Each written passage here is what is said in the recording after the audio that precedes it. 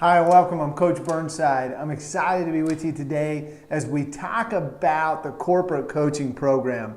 I'm glad you're here with me, and I can't tell you how excited I am about this, and hopefully you'll feel it through my energy in talking about corporate coaching, because I can tell you of all the corporations and all the places I've been to, that I have speaking engagements with, that I do trainings with, one of the biggest struggles that we're having today is developing our corporate coaches, or those people to step up into those management, leadership, coaching roles, right? And you probably agree with me that there's quite a gap there. So I'm glad you're along with me, and I can tell you that the corporate coaching program is going to help develop your coaches. Now, if you're looking to develop an individual, there's a pillar in here that we're going to talk about, that the individual success pillar, but that's going to be more in our personal growth column. What we're here today, what our focus is people that have decided that they're ready to grow outside of themselves. Maybe it's somebody that has taken a leadership role in your company. Maybe it's somebody that's decided they've stepped up, or maybe it's somebody that's just been assigned to step up and now they're trying to figure out how to coach other people and build teams. So I know in the corporate world, in any business aspect outside of sports coaching, trying to build teams is a struggle. Well, it's a struggle inside building teams within the sports arena also, but we're going to talk mainly along the lines of business and corporations here, if you will. So I want you to think for a moment what business that you're in.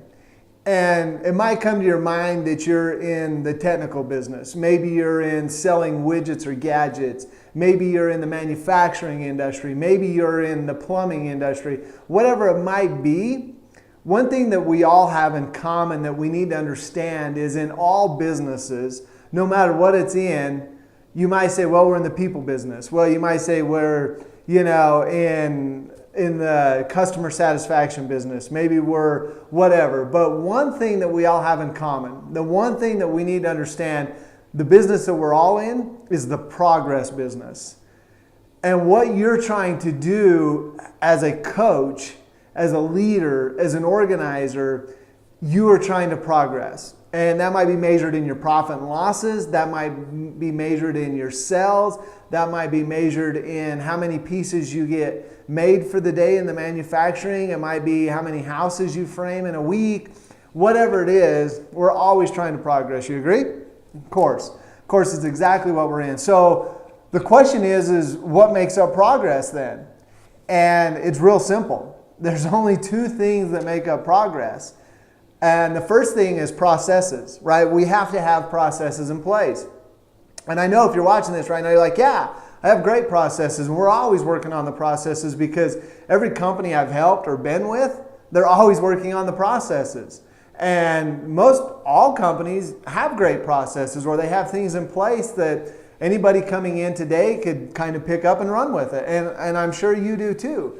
So then what's the problem? Well, there's one other component to this formula, and that is people. See, people plus processes is going to equal our progress. So progress is only made up of two things, and we're all in the progress business, right? So being in the progress business, we have to deal with people. So this is the challenge, right? This is the hard part, because we struggle to find time to work on our people, and that's the truth. We have meetings. And you know and I know how far meetings go, right? Like, we'll talk in a meeting, and next week we'll be talking about the same thing, and next week and next year we're still talking about the same thing, and we can't figure out how come our people aren't moving. We talk about our processes, and we somewhat talk about our people, but we never really try to engage our people. We never really try to get trust in our people within the processes. This is what I know about processes and people. So I want you to understand what each one of those is driven by. And here's what I know about the processes. See, processes are necessary. There's no doubt about that. You have to have processes in place. But what I also know is the belief in the process is crucial. So let me give you an example. As a basketball coach,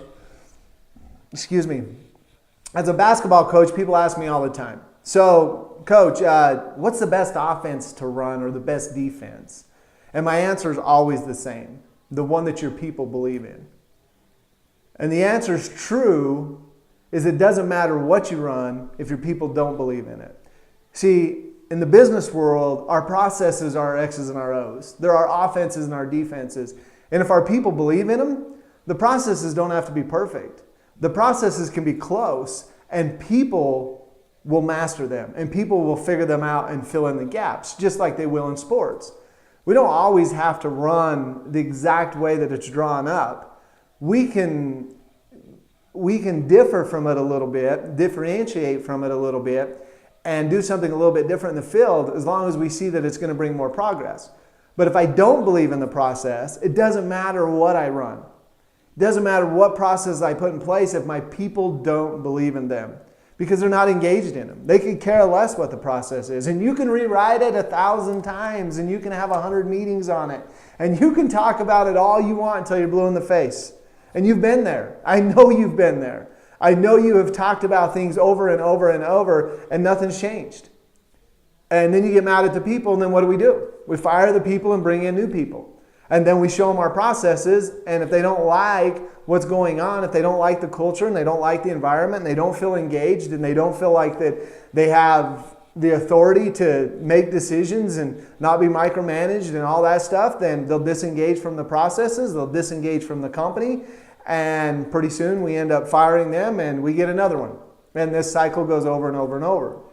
So if your people don't have the right mindset, they need to go to the personal growth program first. And you need to put them through the personal growth program so they can understand the mindset of a champion. Then once we get their mindset right, we're going to talk to them and bring them in on how we can engage them in the processes and within the team culture. And that's where coaching comes into place. So here in the corporate coaching program, I don't want to get real deep.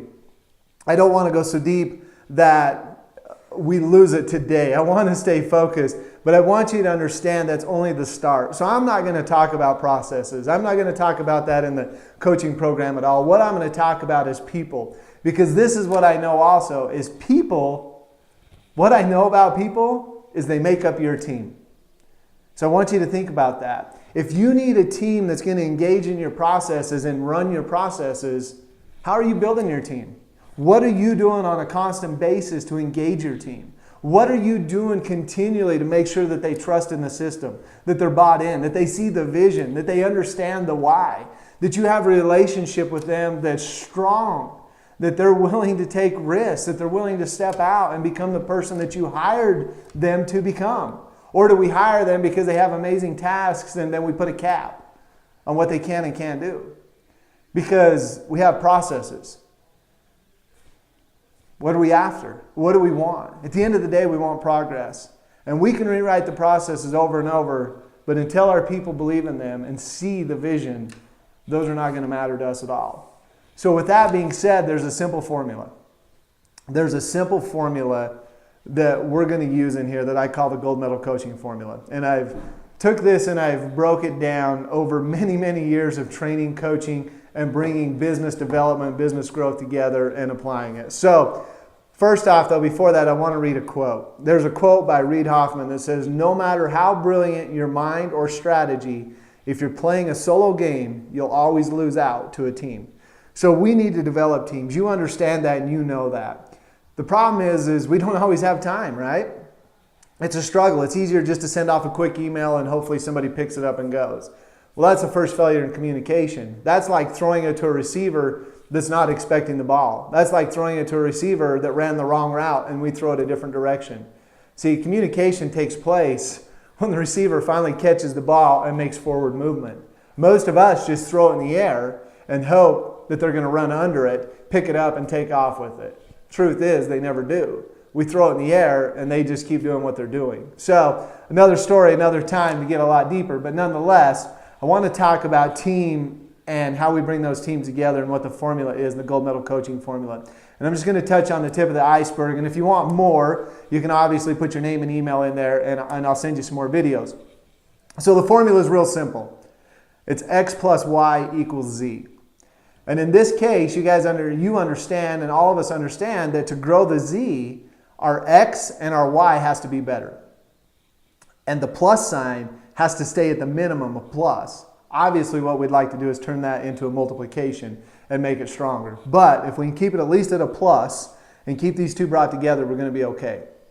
So the Z is progress, right? The Z is the team progress in this whole thing, is our team success, okay? So how do we get team success? There's 3 pillars that we're going to talk about in the Gold Medal Coaching Formula real quick, and then the other videos will go deeper in it. But the first pillar is our individual success pillar. And most of us, if we're in the coaching arena, have kind of decided that we've got a pretty good hold on what we're after. Now, of course, we're always going to come back to this pillar, and we're always going to try to improve it. And we also have to understand this pillar so we can help coach other individuals, right? So we have to kind of have our stuff together if we're going to help other people get their stuff together. So this individual success pillar is one component. And as you'll see on the screen, there's going to be several places that we can add to this as time goes on. So there's a lot within this formula. The second pillar that we're going to talk about is going to be the coaching success pillar. Now, the coaching success pillar in this case is the third pillar.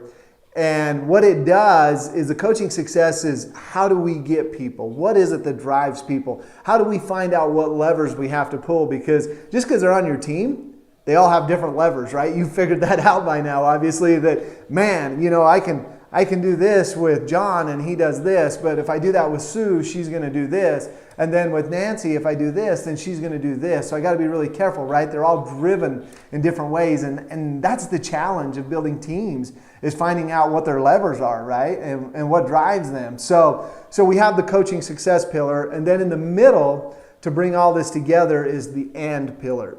And the and pillar, in essence, is we want to get it to the multiplication. It's the relationships that we build. It's the glue that brings these two together. It's the bridge, if you will, that we have to build. Yes, I said we have to build as coaches, right? It's not automatic. Just because somebody shows up to work for us, just because somebody shows up to a meeting, doesn't mean the bridge is automatically built. We have to take time and build that. And also with that, it doesn't take but one wrong thing to blow that bridge apart.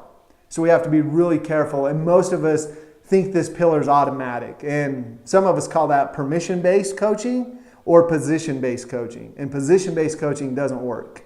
Just because I'm the coach and just because they're a team player doesn't mean it's automatic, right? We have to build that. So today, that's as far as I want to go. I hope I got you thinking about what corporate coaching is and what coaching is in general. And there's a lot more videos in this, and the Gold Medal Coaching Formula goes really deep. But what I want to do right now is I do want to give you part 1 of the video series. I want you to take a minute. I want you to put your name and email in there and hit the submit button. And I'm going to send you free part 1 of the Gold Medal Coaching Formula in the corporate coaching program. I'm going to send you those videos for free.